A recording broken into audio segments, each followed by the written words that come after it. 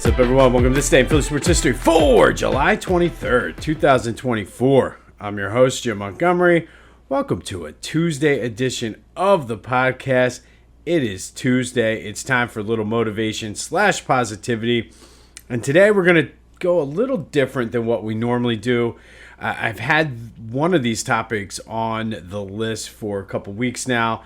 And over the course of those couple weeks, the list sort of grew, and I had an idea for sort of a little mini series. So over the next 4 weeks, we're going to focus on some issues that are specific to men in general.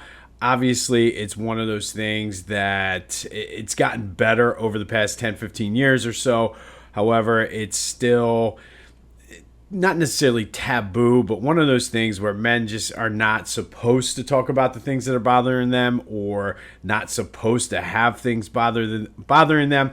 And I have a list of like 4 topics over the next 4 weeks we're going to discuss that you may be able to relate to, you may not, but I think in just talking with people and just observations, I think more men than not have similar issues and can relate to at least one of these. So hopefully this is going to help take more steps to normalizing being able to talk about issues.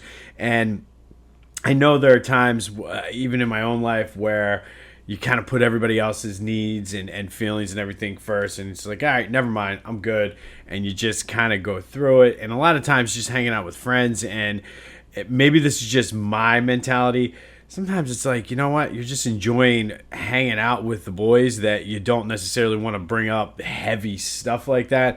So hopefully this will get the ball rolling and help normalize some of those things. But the topics will be parenting, body image, money and career, and relationships. And I think somewhere out of those 4, somebody out there will be able to relate at least with one of them. Today we're going to start with the parenting, and this was the original topic I had, and just one of those things. My kids are 7 and 8 going into 2nd and 3rd grade, and parenting is tough. And sometimes, like, I realize now that they're getting older, they have their groups of friends, and they're getting into more activities and things like that.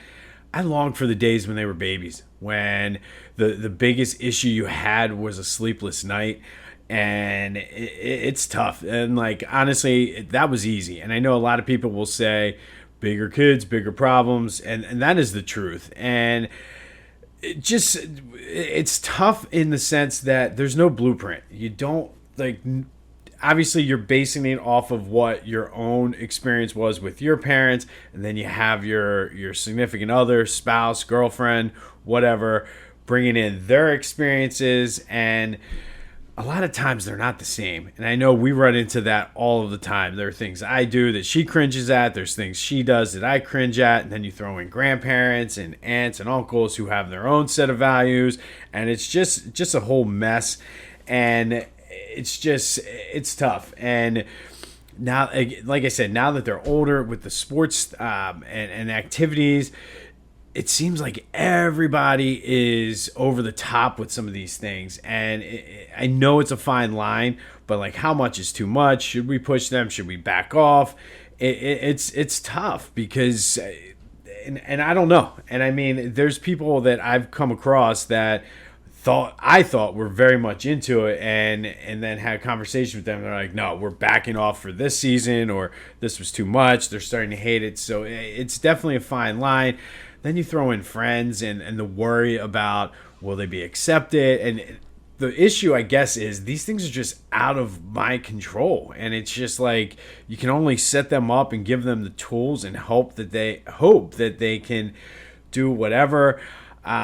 So all of those things. And then with school, like, how much do you push for reading, homework, things like that? You want to have that fine balance, but at the same time, you want them to do well. And especially for me, having an education background, it's like, oh, okay, you got to do this, you got to do that.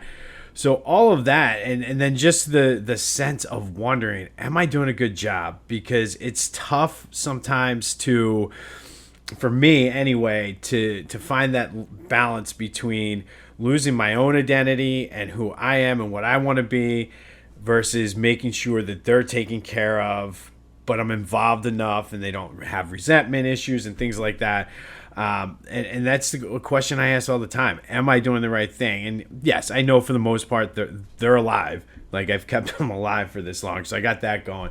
But it's just what are their thoughts? Because I think back to some of the things with my parents, and I think that's one of the things that kind of keeps me going all the time is I worry about this, worry about that.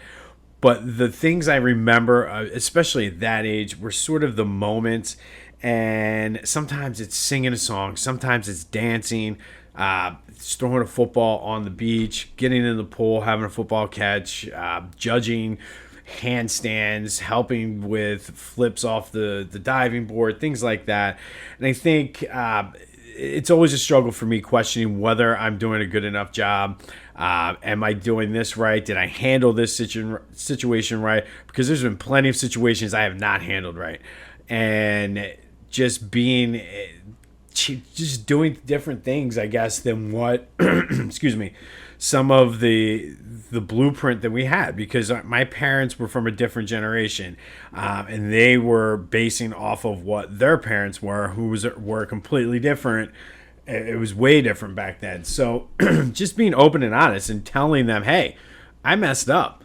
That was not the right way to handle that. Here's how I should have handled that. You're going to make mistakes. And I don't know. Like I said, I feel like this has turned into a ramble, but sometimes I think that's what we need as men. And I just think you can take anything away with your kids, and it's a struggle because it's hard for me to balance, especially working full time, trying to do the stuff for this podcast, which technically I guess is a hobby, but it's something that I believe in. And it's kind of a good life lesson for them too. It's like, follow your dreams, do what you need to do, but just be present. And I think for the most part, my situation is different because of my wife's job. I'm the one that gets them ready for school. I'm the one that gets them off the bus. I'm the one that spends a good bulk of that time with them. So sometimes she's the fun one, and I definitely get a lot of resentment and jealousy sometimes at that, because it's like, oh, I'm the one that's like, you got to get up and go to school, you got to do your homework, you have to do this, feed the dog, do your chores, and she's like, hey, let's go do this. So but I do think if you're in that situation, carving out the time and being present is a good way to do it. But that's our Tuesday motivation, just a little bit. Maybe you're struggling with some of those things with being a parent. Just know you're not alone. Every single day, it's just like, am I going to fuck these kids up? Sometimes I wonder, but I think being there every day, showing the consistency, and just doing the best you can, and just know that you're not alone. And hopefully that's what the takeaway is going to be from the next 4 weeks, that we're going to normalize talking our fears and insecurities, because we're not supposed to be, as men, we're not supposed to have fears or be insecure about anything. I'm super scared to be a parent, super insecure about the job I'm doing. Am I doing too much? Am I doing not enough? And finding that balance. So just know, hopefully some of you are able to take something away from that. Just know you're not alone. And let's normalize this. And truthfully, there's no shame in it. And if you feel like you need to talk to someone, hit me up, DM me, whatever you need to do. I can help you the best I can, put you in touch with a licensed therapist. No shame in going to therapy. One of the greatest things I've ever done in my life to help give me some clarity and guide me with certain things. So let's hope and normalize this. But I truly do hope that this next 4 weeks you'll be able to take something away, because I feel you see all these things on social media, it's fake. Like, there's no way things are that good because nobody puts the bad stuff on social media. So that's something to keep in mind. But as you go through your week, just let's normalize talking about the things that are bothering us, and spend a little bit longer today than I normally would on a Tuesday, but I do think it is an important thing. So as you go through your week, know that you're doing a great job. Just be there, and you're going to make mistakes. Kids are resilient. They will bounce back. But that is today's Tuesday motivation / positivity. And we'll have more next week on just issues that I'm sure most of us have some issues with. And if you're a lady out there listening as well, hopefully this will give you some insight too on what we go through on a daily basis. Always putting other people's needs and kind of pushing down some of those feelings sometimes. And I'm here to tell you it's okay to get them out.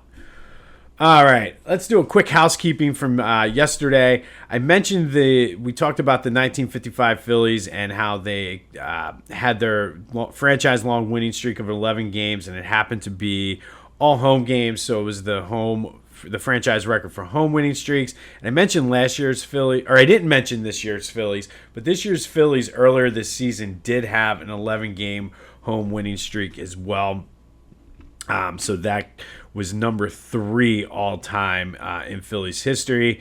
And then speaking of the Phillies, man, a little nervous. 7-2. I think the positive takeaway is that the Ranger Suarez injury does not appear to be that serious. He looked very good yesterday, much better now that JT's back.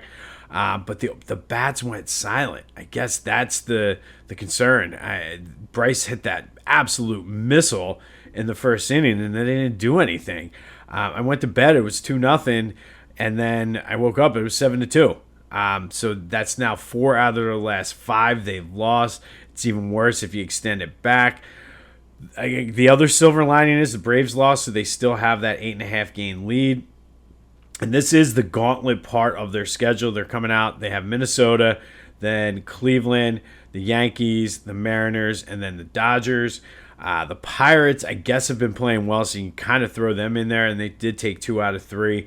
But Zach Wheeler's on the mound today. Hopefully they can calm it and settle it down. But I don't even know at this point. Like, it was all about they need bullpen help, excuse me, which I still think they do, but I mean, I feel like whenever the bats go cold, it's like contagious. They all go cold. So we'll see what the next few games brings, but I'm hoping that they'll snap out of it with Zach Wheeler on the mound. We need an ace-like performance from him today, but that is not guaranteed considering he's coming off his own back stiffness and soreness. But he was pitching well before he went out. And then Whit Merrifield signed with the Braves, and then apparently I haven't heard an update yet. But he hurt his finger warming up, so take that or make of that what you will. But be sure to check out my boys over at the Clashing Conferences podcast. New baseball episodes drop every Friday. That is available wherever you get your podcasts as well as on YouTube. And Philly Goat has done it again. With all the uncertainty and turmoil with the election season, there's one team you can count on, and that's Tom McCarthy and John Kruk. And now they have a shirt and the yard signs to match. These shirts are awesome. I'm going to pick one up myself. But McCarthy, Kruk, and 24, the best broadcast team in baseball. They have T-shirts, and they do have the yard placards that you can put in your yard if you want as well. Go to phillygoat.com for that. 10% of these sales will benefit the Battle Brothers Foundation as well. So not only do you get a cool shirt, cool sign for your yard, but you're helping out a great organization that does great things for our vet. They have the new Mickey Morandini shirt with Mickey Mouse ears, so be sure to check that out as well. It's back to school season, so go to phillygoat.com. Be sure to use the promo code Jim Montgomery for 10% off your order. That lets Ryan know that you are a listener. But get the McCarthy Krucken 24, the Mickey Morandini shirt, and check out all the rest of their great selection of shirts, hats, hoodies, shoes, and you'll be happy. So go to phillygoat.com, use the promo code Jim Montgomery for 10% off your order. Eagles open training camp today. First practice will be on Wednesday, and I'm still waiting to hear and see what the Jalen Hurts press conference is. I still think that some of it is overblown to a certain point, and I do feel that obviously the people that are telling you that it's a bigger deal are the media, and they're the ones that feel a certain type of way that he gave the answer he did.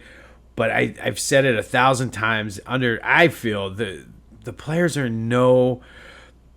if it's about the game, yes, but what goes on behind the closed doors in the locker room, they have no obligation to let you know what it is. And truthfully, I don't necessarily care or need Jalen Hurts and Nick Sirianni to be best friends. I think I've mentioned this before too. There are plenty of bosses and supervisors that I currently have that I work with that I do not agree 100% most of the time. And there are times where I roll my eyes. There are times where I'm like, what the hell are they thinking? Probably similar to what Jalen does with Nick Sirianni. But as a professional, you go in and you do your job. And you have a good working relationship. Because there are some good things that my bosses and supervisors do. So I don't need to be best friends with my boss in order to do my job effectively. So I think it's definitely overblown, but I'm anxious to see what he has to say tomorrow. I'm not sure if anybody saw this, but I definitely held my breath. I happened to see it live when I was in the gym yesterday, and Joe had one hell of a block yesterday that led to a fast break dunk for Anthony Edwards. Anybody else, if you've seen that, anybody else hold their breath the way Joe went after it and fell to the ground? You can debate whether it was a foul, this, that, and the other. I don't care about that. I was like, oh my God, he's hurt. But no, he was fine. But dude, I get that you're trying and you have one way to play, but save some of that for November, December, January. Come on, dude. Anyway. All right, today we're going to go back to 1990. And on this day in 1990, the Phillies beat the Mets 7-4 at the Vet. Through 5.5 innings, though, the Phillies were down 3-0 and being no-hit by Frank Viola. The Met fans, as per usual during that time period, had taken over the Vet. There was a lot of "Let's go Mets" chants, and that's just what they did back then. And then during the bottom of the fifth, a black cat walked in front of the Mets dugout. We all know what a black cat symbolizes. Well, from there, the luck ran out for the Mets. In the bottom of the sixth, 2 walks and an error loaded the bases. Charlie Hayes grounded out and knocked in a run. Still no hits, but now they were down 3-1. Randy Reddy walked then to load the bases again, and up stepped Dick Thon, who happened to be wearing a Notre Dame shirt that day for good luck to kind of change his fortunes around. He was in a little bit of a slump. Took Frank Viola's first pitch to deep left for a grand slam, breaking up the no-hitter, giving the Phillies a 5-3 lead. When it was all said and done, they had 5 runs on 1 hit, 3 walks, and an error. It was the first and only grand slam of Dickie Thon's career. But not only did he break up the no-hitter, he helped lead the Phils to a 7-4 victory, all because of that black cat that walked in front of the Mets dugout. There are some of you out there who are Notre Dame fans that will credit it to the Notre Dame shirt. Hey, I'm fine with that as well. But on this day in 1990, Phils beat the Mets 7-4 at the Vet. Frank Viola was no-hitting them through 5 innings, and then the wheels came off as Dickie Thon broke up the no-hitter with a grand slam. Not something you see too often during a no-hitter. Phils win 7-4 thanks to Notre Dame, the Black Cat, whatever you wanted to credit it to. Excuse me. All right, we have our first 2 Final Four participants in the Ultimate Philly Nickname Tournament. Out of the Ben Franklin region, the Broad Street Bullies had no problem with the Boston Strangler winning with 85% of the vote. They move on to the Final Four. And in the Cheesesteak region, our number 1 overall seed, Chocolate Thunder, is out. Knocked out by scrappy underdog, The Answer, the number 3 seed. The Answer moves on with 58% of the vote. So 2 members already in. You got the Broad Street Bullies and The Answer, who will be joining them. As I've been mentioning, there's not much left to say about these guys that I haven't said already. So out of the Schuylkill, the Dr. J will take on the number 4 seed, the Axeman. And out of the Balboa region, the Executioner will take on the Flyin Hawaiian. Dr. J is one of the greatest Sixers ever. He's an ABA and an NBA legend. Not just a Sixer legend, an NBA and ABA legend. He's in the Basketball Hall of Fame. He's in the Philadelphia Sports Hall of Fame. Combined in both leagues, he's won 3 championships, 4 MVPs, 3-time scoring champ. was partly responsible for bringing the last NBA championship to Philadelphia in 1983. He got his nickname from his friend who called him Doctor. He would call his friend the Professor. He scored over 30,000 points in the ABA and NBA. His number 6 hangs in the rafters and could possibly be a sleeper now in this tournament to win it all. The Chocolate Thunder is out. He is taking on the number 4 seed, the Axeman, the kid from Rooks, Texas, and Stephen F. Austin.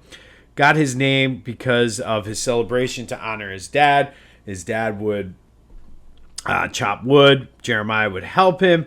He's an Eagles Hall of Famer, a Philadelphia Sports Hall of Famer, two-time Pro Bowler, two-time All-Pro, four-time Pro Bowler. He was an All-American at Stephen F. Austin in 1997. For his career, 12.5 sacks, 8 forced fumbles, 3 fumble recoveries, 9 interceptions, and 2 touchdowns.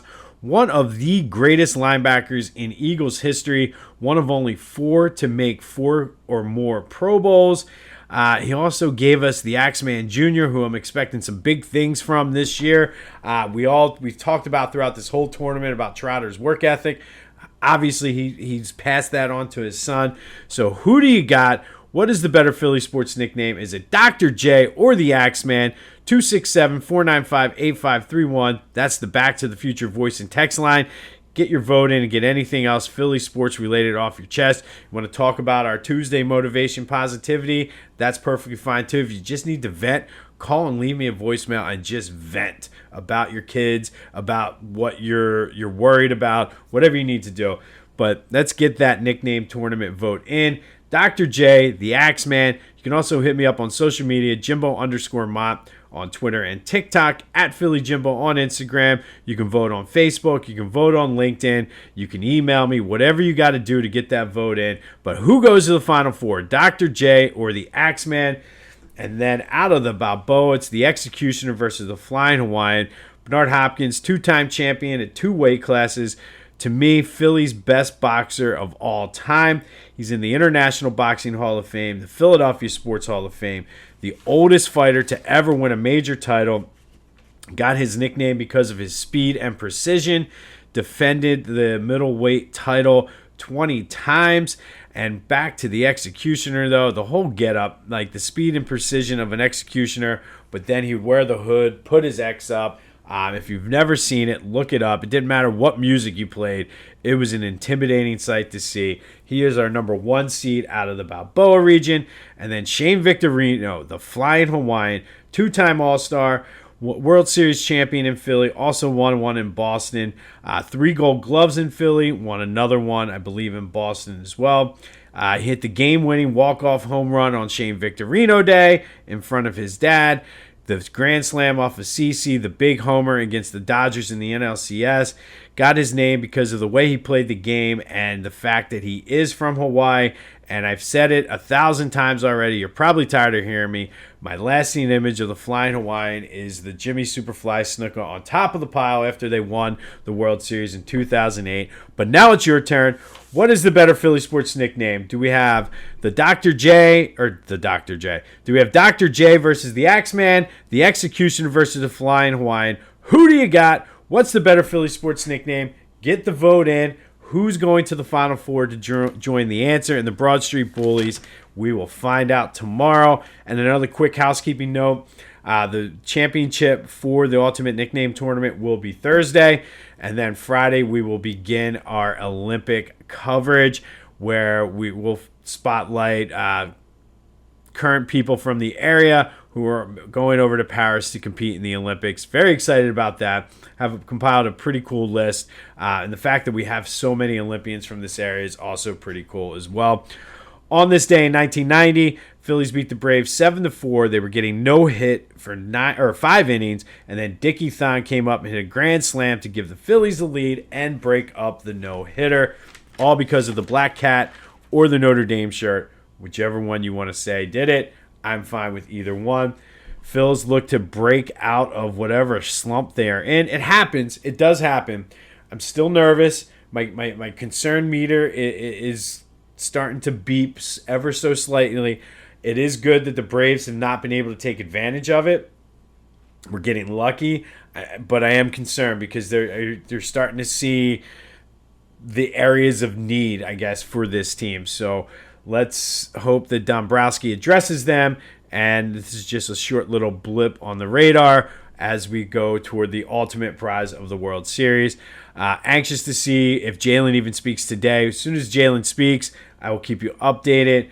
But get those votes in for the Ultimate Nickname Tournament. Who's going to the Final Four? 267-495-8531. Lots to talk about today. Lots to get off your chest. Feel free to leave voicemails, text me, whatever you got to do. But remember, for our Tuesday motivation, trying to normalize, it's okay to talk about what's bothering you. It's okay to have things bothering you. I think sometimes for some of us, that's the first step, knowing that it's okay to have things that are upsetting to us. But if you have anything you like to talk about being a parent, insecurities, questions, whatever you might have, just know you're not alone, man. I worry every day I'm going to fuck up my kids. And knock on wood, I don't think I have yet, but it's a struggle every day and a real fear and a real concern of mine. So if you're out there, let me know, and excuse me, I will help you to the best I can, or get you to someone who can help. But go. It's supposed to be an okay day today, I think. Hopefully, because we were going to try to go for a bike ride later this afternoon. But this has been This Day in Philly Sports History for July 23rd, 2024. I'm Jim Montgomery. Go have yourselves a Tuesday. And until next time, I'll see you when I see you.